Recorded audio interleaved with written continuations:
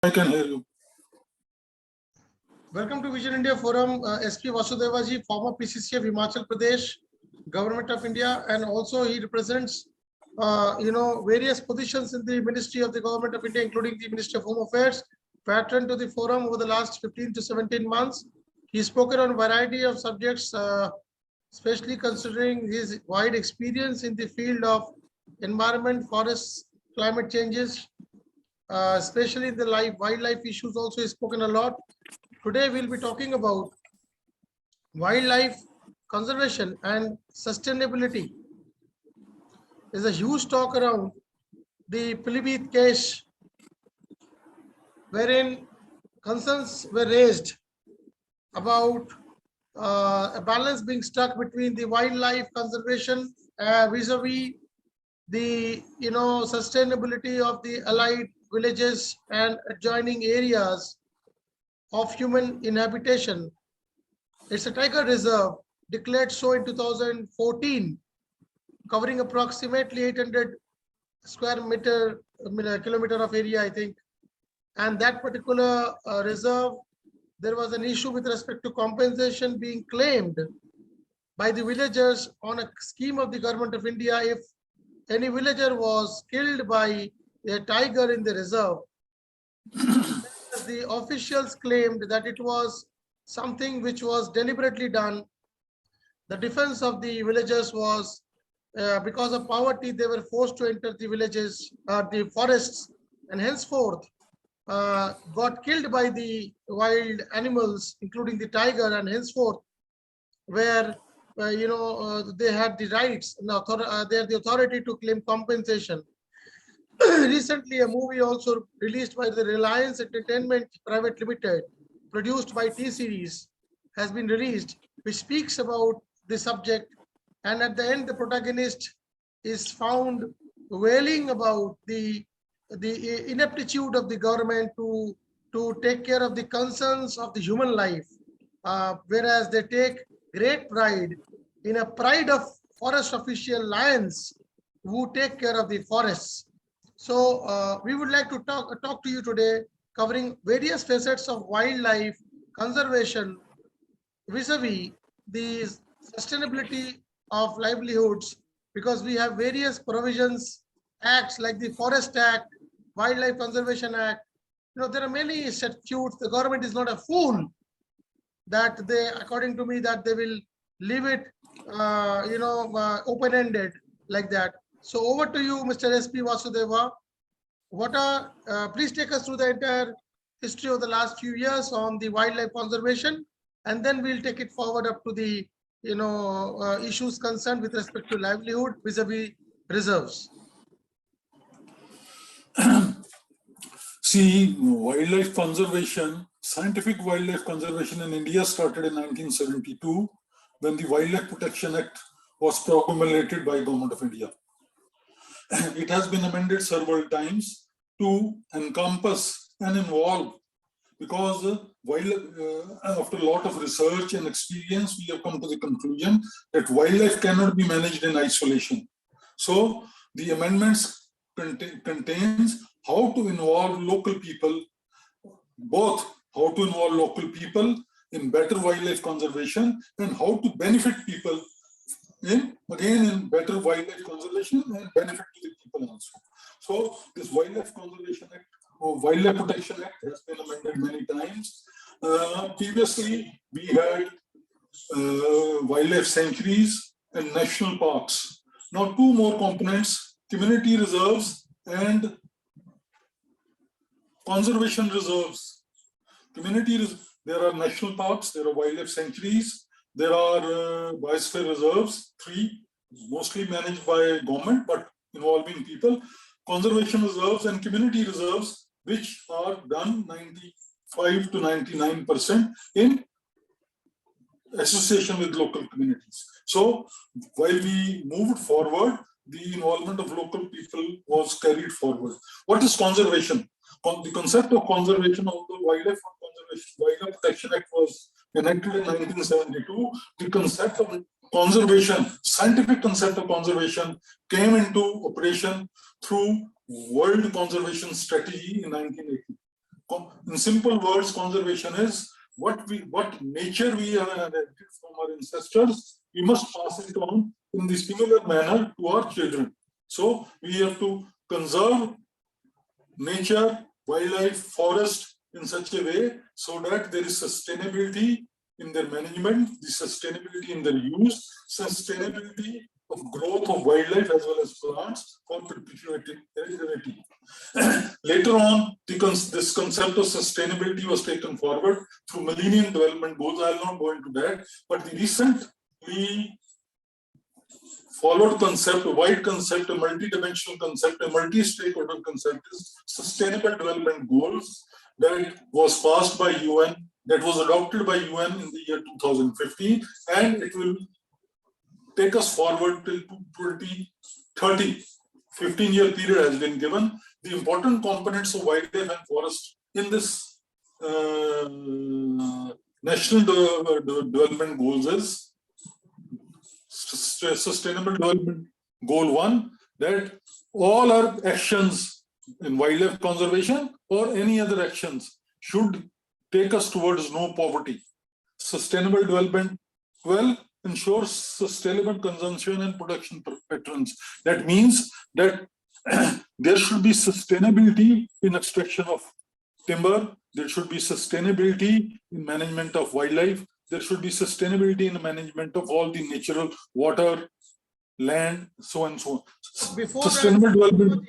Vasudhavaji, before that, in 2005, 6, prior to that also, I would like you to just touch upon the history of the Wildlife Conservation Act, the Protection Act, the Forest Protection Act, then the national. We also had various projects like the Project Tiger, then National Tiger Project Authority is there. I think that authority is also there, which has been enacted. So all these facets, just touch upon them. Poaching. I'm about to come on them. Then Sustainable Development Goal 14, life below water, that is wildlife below water, sustainable life on land. So these are the 4 sustainable development goals which encompass wildlife. Now coming to what you have said, in 1980, Forest Conservation Act was enacted. That has nothing to do with wildlife, but that assisted in conservation of forests and better perpetuation of wildlife. And then in there were Millennium Development Goals in 2000, from 2000 to 2015. 15 years, we have not achieved much in that. That's why we are adopting the Sustainable Development Goals now. Your Project Tiger, why Project Tiger? See, there is a food chain.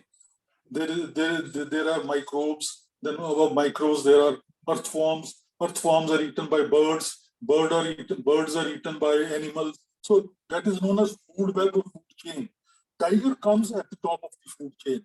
Tiger eats deer, tiger eats nilgai, tiger eats other herbivores. These herbivores eat grass, they maintain biodiversity. So why Project Tiger was launched? It was launched basically to conserve tiger, basically to conserve leopard, basically to conserve other carnivores, but with that also to maintain a ratio of kill and prey and kill, ratio of these herbivores, deers, nilgai, other herbivores, and that will also they will perpetuate when there is adequate fodder for them, grass for them, the tree species they eat. So the basic purpose of Project Tiger was to manage the whole of the wildlife, right from grass to herbs, trees, and animals, plants and animals. This was launched in the year 1973. Project Tiger was launched in 1973. At that time, there were only 9 tiger reserves. 9 tiger reserves. Now we have got 53 tiger reserves. The maximum number of tiger, we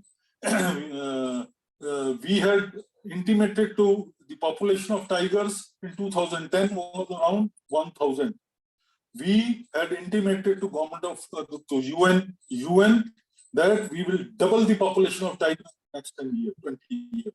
Must be remembering Prime Minister Modi on a visit to New York has said we achieved a population of 2,800 tigers in the year 2018, much before 10 years. The population must be much more. The last census was carried out in 2018. In 2020, the population is around 2,850. So we have achieved that. Forest Conservation Act. Hello. The Forest Conservation Act. Your voice is Forest Conservation Act has not much to do with wildlife. That helps in conservation of forest. That is helping in conservation of forests, which assists in better biodiversity. And better biodiversity means better wildlife. And doesn't it also encompass a lot of schemes wherein employability and livelihood generation is also part of those schemes? See, yes, the compensatory forest, the funds generated through compensatory afforestation fund. There is an act has come in around 2018. Compensatory afforestation fund act. That is the money which we get through diversion of forest lands. That has got various components, afforestation, reforestation, this and that. That can also be used in wildlife conservation, and that is being used in wildlife conservation. And I may tell you, I know what you are trying to ask. See, all these schemes of agriculture around wildlife sanctuaries and national parks, all these schemes of water resources around national parks, all the forest projects, wildlife projects around national parks, wildlife sanctuaries, and other wildlife parks have a component of livelihood generation. All of them, all these schemes, not only ecotourism, wildlife. Ecotourism is also being carried out in a big way. There is a separate scheme of ecotourism. See, most of the states have come up with a separate scheme of ecotourism. We have involved private sector also. Many eco-resorts have come up around wildlife sanctuaries and national parks through private sector as well. And employment to local people is ensured. There is a national resource efficiency bill also. The draft was released in 2019, I guess. I'm not aware of that. Resource efficiency bill. I'm not aware of that. To be very frank, I'm not aware of that. Please carry on. So see, all these schemes, agriculture department, horticulture department, animal husbandry department, forest, wildlife, water resources, power department, they all, which are carried around wildlife sanctuaries, contains a component of National Medicinal Plant Board. They contain a component of giving livelihood, generating livelihood for local people. Value addition of herbal products, medicinal plant cultivation and value addition, animal husbandry for food cultivation, improved fishing, millet, pulse, cereal, oilseed processing.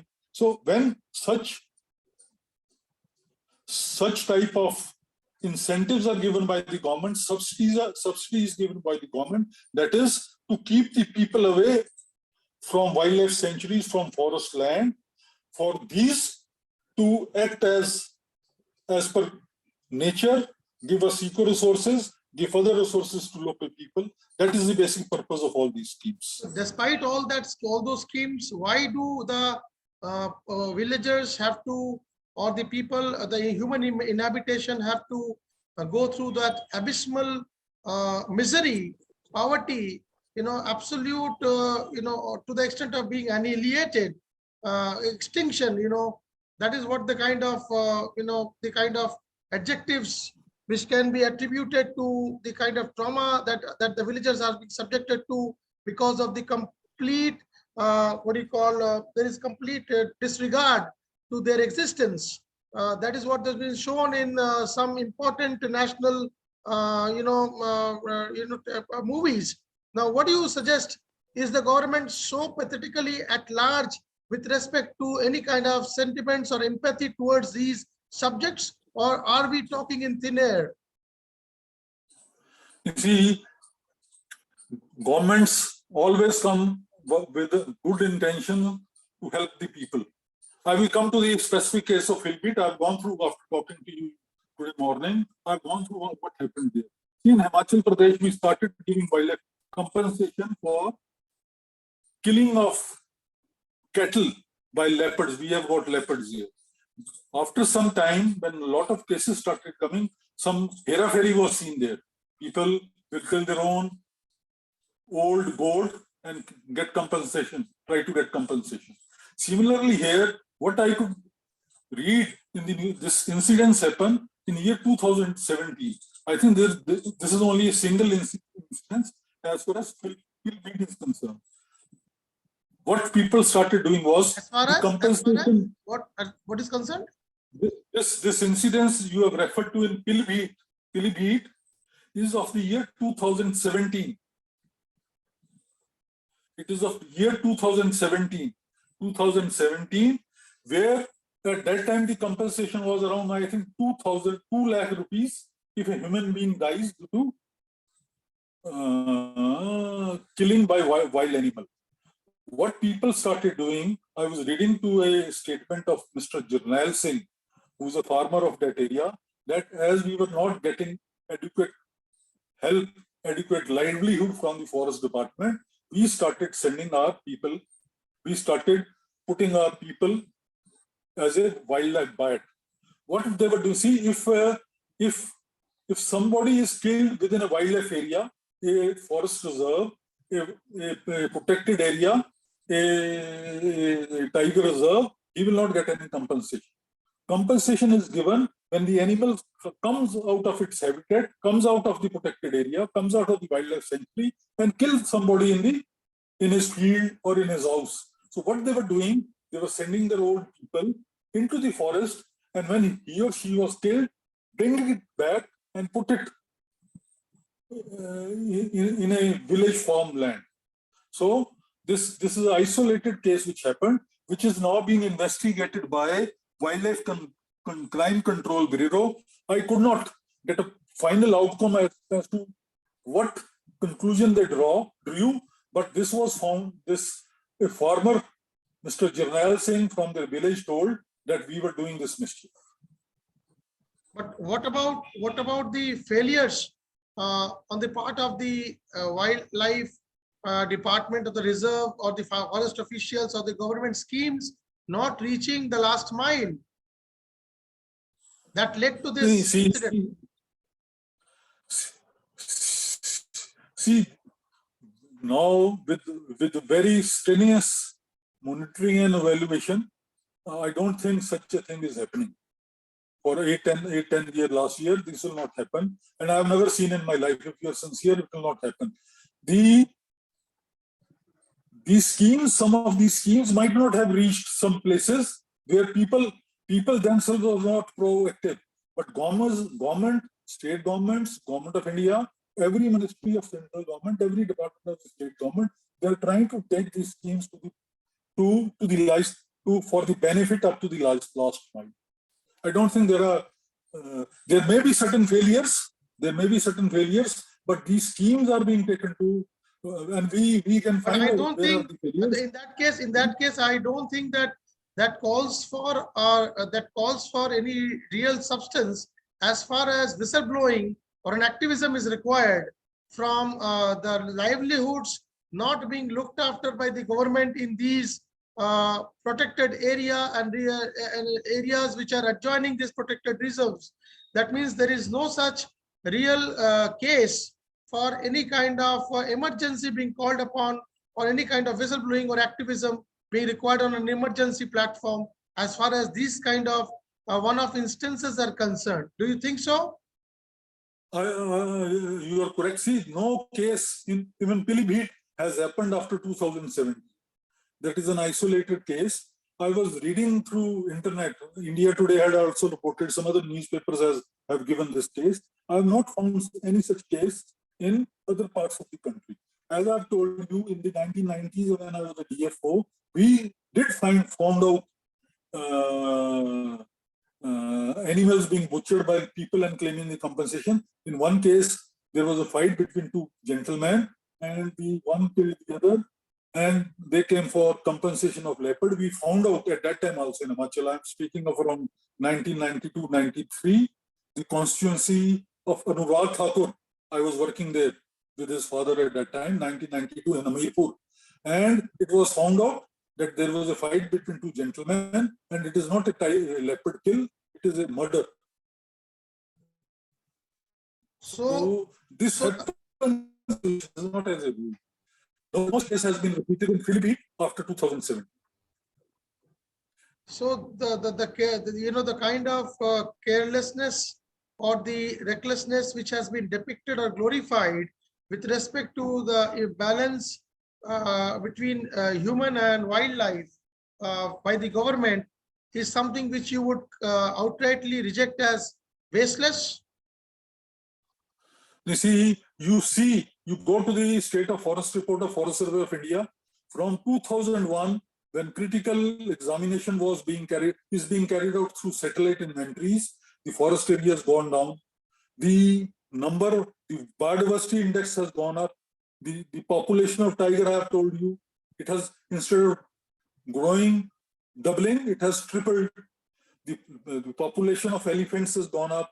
The population of rhinos have gone up. Although there are isolated cases of poaching also, but in totality, I don't think there is any need for being cautious. We are moving in a positive direction, but there are anomalies always which needs to be corrected wherever they happen, and this has to be done by local forest departments, state forest department, and state governments. Food chain. This movie also glorifies food chain as a logic for poaching,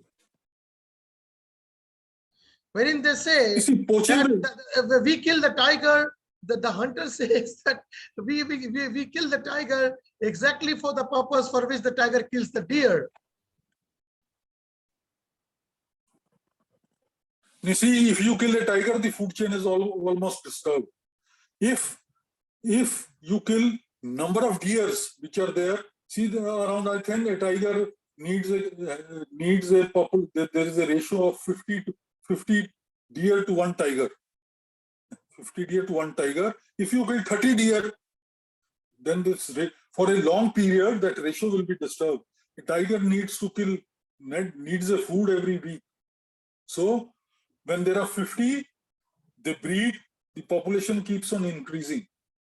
So food chain is disturbed once there is poaching. Food chain is disturbed when there is some disease, natural disease. Food chain is disturbed when the wildlife migrate out from their natural area due to other disturbances. So we are trying, the project, wildlife authorities and Project Tiger authorities, they are trying to maintain the ratio of grass, deer and tiger, elephant, rhino, and the food they eat in the forest. Now it is not wildlife management. Basic wildlife, the success of wildlife management is dependent on strategic food chain management. So you are saying that neither is there any, okay, now just throw some light on the poaching and smuggling issues.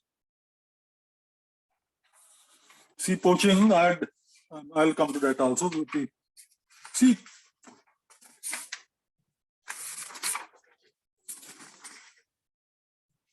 poaching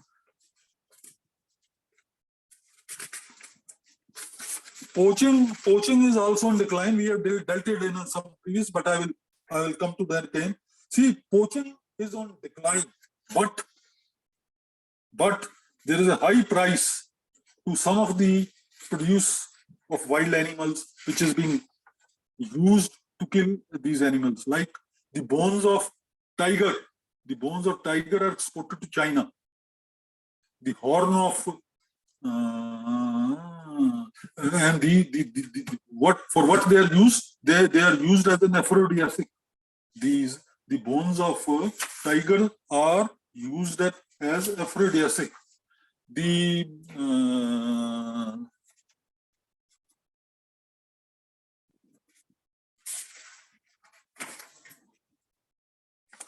The horn of rhino is very costly, very costly, and it is being exported to Vietnam. Ivory all over, ivory of elephant all over. and all over the world. See, tiger bones. These countries, is this all illegal trade? Is it all illegal trade, or is this permissible in these countries? See, they kill tiger. They kill tiger illegally. Its skin is being exported out. The bones are taken out. Flesh is thrown there. Bones are taken out. Its horn, nails are taken out. The bones are exported out to China. Skin is also exported out to China. My question is it all illegal, or all these countries are allowing? Are this China allowing this? China should not allow this, but they are encouraging it. And the tiger kills which are happening in India, that is for export of these bones to China. The government of India is in touch with China to stop this. Then ivory of elephant, they have got market in each and every country. Rhino. Okay, could you just throw some light also on the smuggling issues with respect to sandalwood and the other thing that you was talking about one day? There's another wood. Rosewood. Another, I think, teak wood or something you're talking about. Rosewood. See, rosewood also has got a market in China. We got a truck which started from Tamil Nadu and it was caught. See, it has passed Himachal. When I was species, it has passed Himachal Pradesh also. It was just caught by national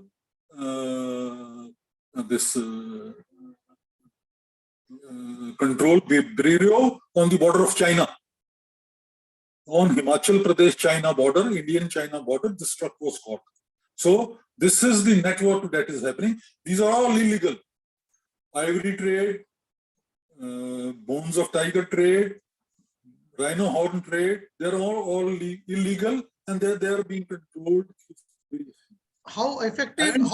Pilibhit, for example, Pilibhit is a district which is bordering Nepal. How important do the security forces like Sastra Sima Bal, which is in charge of the Nepal border, how important is the role played by these agencies? Because if such things are happening in such tiger reserves, which are bordering towns and districts, then in that case, these reserve forces or these paramilitary forces need to be extra vigilant. You see, they're always extra vigilant, but the primary task of protection of wildlife in this Pilibhit, which borders, it has got Sharda River in the south, north is Nepal border. That is being done by Forest Department. See, we have tracked various tigers which are on the border. The movement of all these tigers is being followed continuously. There are various techniques that have been developed. Through satellite also, we are trying to develop a satellite monitoring system in which each and every tiger, each and every rhino, each and every tiger, elephant movement can be monitored. So no such cases have come. The cases that have come, they are from inner areas. That is not in Pilibhit. Tiger killing in a Jim Corbett, another thing. Wherever it happens, this is 1 in 1,000 cases that happens. That has almost been caught up, and it is this. These wildlife crimes are also on decline. What about because of international smuggling issues and the relationship between the local population and smuggling? There is a nexus between the smugglers and the local population. You see, the cost of ivory, elephant ivory, is about that paper, 50,000 rupees per kg. The cost of rhino horn is 52 lakh per kg. 52 lakh per kg cost of rhino horn. Many cases of rhinos being killed have happened, and during floods also they die. The poachers must be active during this period when the floods occur. Some rhino die because of flooding of this Brahmaputra, and the horns are taken. Currently, as we are speaking right now, rhinos are in great danger in Assam because Assam is going through the flood fury. Yes. Every year these incidences happen during flood period only, not otherwise. Finally, what do you recommend to the government? What are your recommendations to the government, including sorry, sir, including the INB ministry, because unheralded poaching glorification has been shown in the movie called Pilibhit. According to me, do you think statutory warnings, if they are not there, should be invoked? You see, this is a very serious matter that you brought out. First things, statutory warning should be there. Secondly, the picture should depict that it is an isolated. This is not a rule. This is an isolated example we are telling because of the failure of forest department there. Exactly, it's the one in an instance. It's a one-off instance. What yes. The movie has done is basically it has tried to absolutely blemish it as a rule of the thumb instead of an exception. That is what I am trying to tell, and I agree with what you have stated just now. It is an exception, not as a rule. See, departments fail. The forest department failed in satisfying the people's livelihood. That's why the people the poor people started sending the people to the protected area. So in that case, forest department had also failed there. But I think it has recovered and it is working in association with people, looking after their livelihood needs, trying to give them employment, not only in government schemes, in the protected, in the tourism resorts. Finally, sir, who is above in the food chain? Is it human beings or the tiger? In the wild, it is tiger. Otherwise, human beings are at the top of the chain.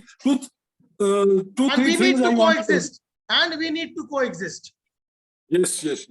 That concept came up in 1980s, and now we are moving towards achieving that by 2030. And why is tiger? Why is tiger the national animal and not cow? Cow is the national domestic animal. Tiger is the national wildlife. Is it official? Is it official? Tiger is official. And cow? Cow is no. Cow is not an animal. Cow is a domestic animal. Cow does not come within the definition of an animal. Cow is a domestic animal. You said it doesn't come under the definition of animal? No. It covers the definition of animal. It is a mammal as per that. But it does not come cow, buffaloes, camels. There are wild camels in certain African countries. We also have wild camels in Rajasthan, some part of Rajasthan and Gujarat. But when they are domesticated, they are known as domesticated animals. They do not find mention in the Wildlife Protection Act. See, Wildlife Protection Act has got 5 schedules. The wild animals which come within the definition of a wild animal, natural animal, they are listed there. Camel,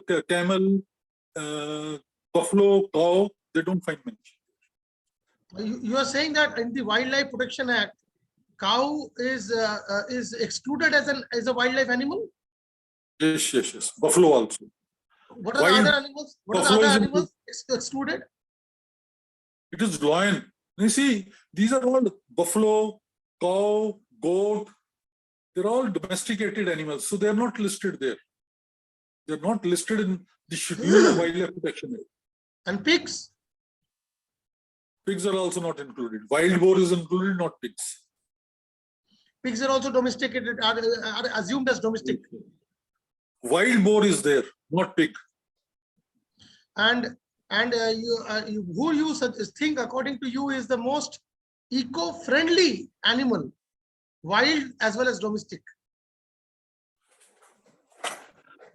See, I will tell you the most dangerous 3 animals are a single elephant.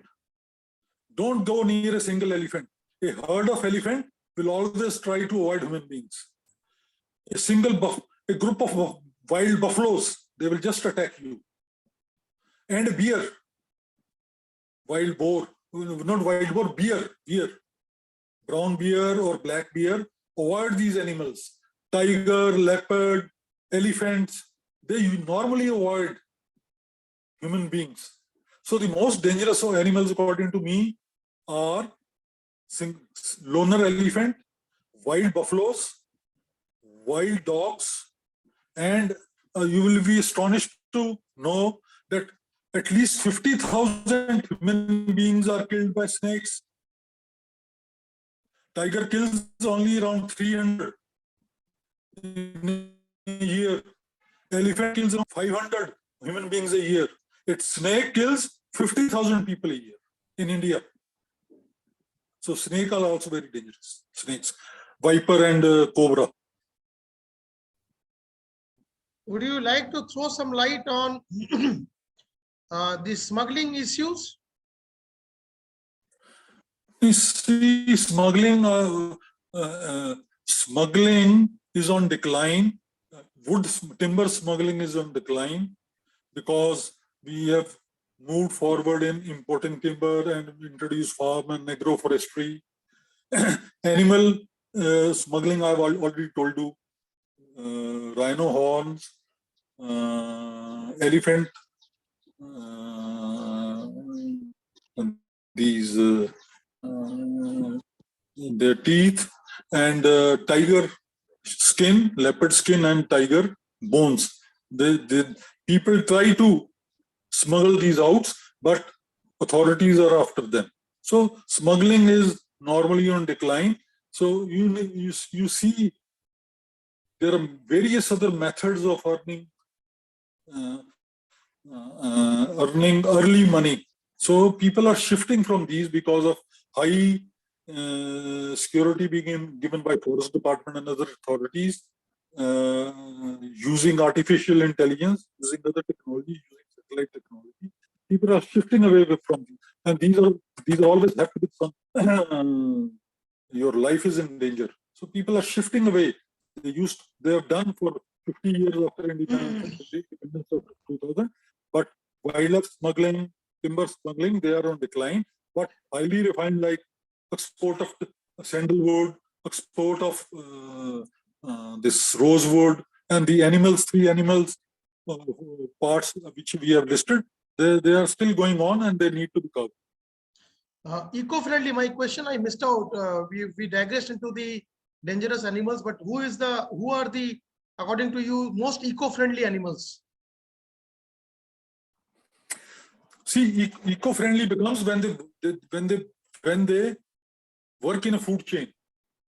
You go to see, sometimes go to Great Himalayan National Park in Kullu, go to this Jim Corbett Park, how dense they are, how natural they are, because they've been left to nature. Wild animals have been allowed to move freely around them. So they don't, you can see a tiger at a distance of 10-15 feet if you go to these wildlife sanctuaries, tiger reserves. So they are living their own life, but they become dangerous once they're injured or they become old when they can't prey on these fast moving deers and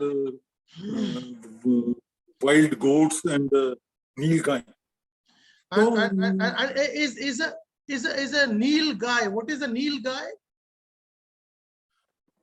Nilgai is blue bull. In English, they call it blue bull. It is a big animal. Is it also a cow?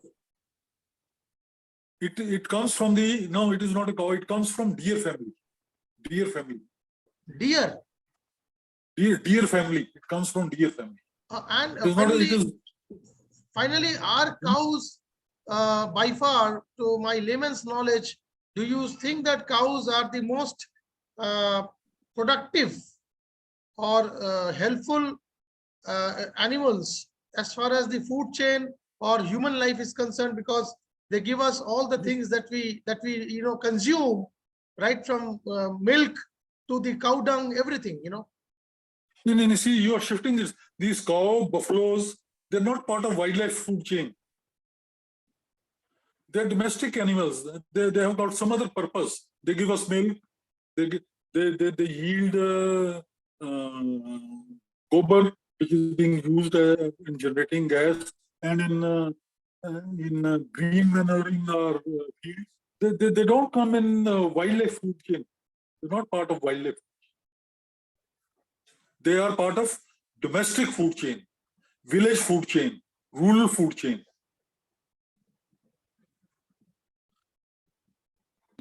Vasudevji, any final suggestions to the government?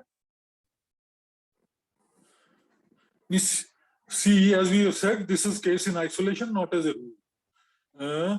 We have to bring in new science and technological innovations into both forest and wildlife management, important being artificial intelligence, green nodes, and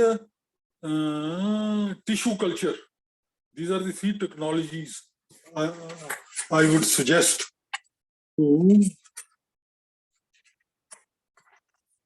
Drones. The technologies which must be used in better for wildlife and forest management is remote sensing, GIS, Global Information System, GPS, Global Vision System, use of drones. We have started. There are projects I was reading.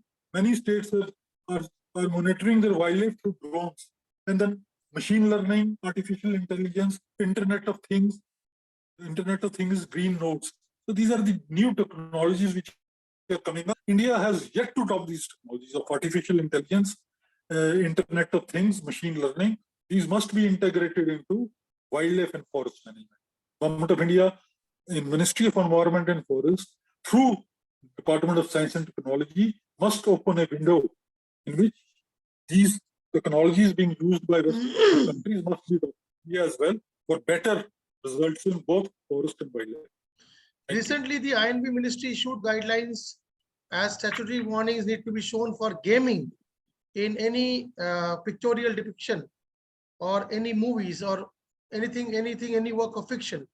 Similarly, for poaching, do you recommend or is it already there in place? I don't think it is in place. It can be considered. It can be considered by, like in this case, Pilibhit, they should have, the statutory warnings should be, this is a single case which we have observed. This is not a rule. This is an isolation we have observed, which forest department should learn from it to improve its working. That would have been good. Not showing movie in isolation and people thinking, as you were thinking, that this is happening throughout the country. It is not. It was a single case which happened in Pilibhit. It might have happened in one or two more places in the country. But that doesn't authorize, kind of glorification of or activism with respect to ignorance, being the government being labeled as ignorant, and then the protagonist shouting in the court of law that they should be also given equal rights as the animals, as if that the human beings are being ignored to that extent when it comes to conservation issues of wildlife. The main takeaways of this particular show with you is coexistence is the basis behind preservation, conservation. It is not about ignorance. It's about preservation, conservation, and coexistence. That is what should have been highlighted. Thank you so much. I think it's been a great discussion with you, Vasudevji. Look forward to further more such issues which will be raking up very soon. Thank you. Thank you. Bye-bye.